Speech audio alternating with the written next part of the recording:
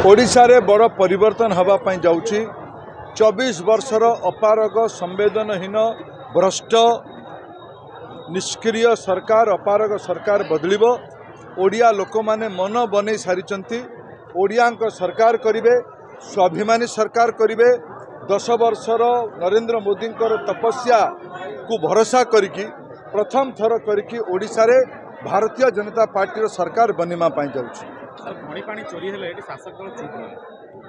कारण ये चोर माने ना माने एमाने चोरी रे संश्लिष्ट ब्लैक रोज रे किए अच्छी ओडिशार पत्थर खनि को किए चोरी करके खाऊछि। जो माने आज शासक से माने आज भक्षक होइछन्ति लोक एथर तांको तड़िबे।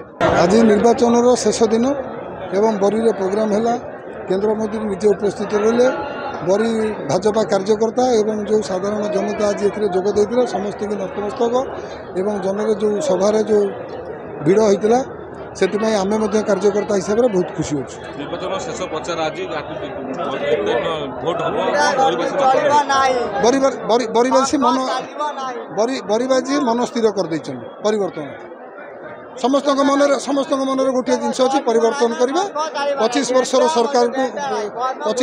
सरकार को हटे देखु संबलपुर विजय अभियान आरंभ करते धर्मेंद्र भाई आउ जाजपुर माटीरू बरी माटीरू संग्रामी माटीरू आज विजय अभियान समापन करुचंती एवं जो जनसमुद्र जन सुनामी आसी बरी रे परिवर्तन हवा आपण माने स्पष्ट बारी पारुचंती एवं आगामी 1 तारिख रे भारतीय जनता पार्टी जाजपुर जिले में बरी रे मध्य पद्म फुटिब परिवर्तन हब एवं यही परिवर्तन रे भारतीय जनता पार्टी ओडिशा रे सरकार आसिबो।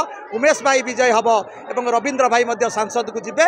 यही विजय वार्ता आज धर्मेंद्र प्रधान आमको प्रेरण कले एवं बरी माटीर संतान माने मध्य आकु स्वाभिमानी माटीर संतान माने संग्रामी संतान माने आकु विजय रे परिणत करिवे।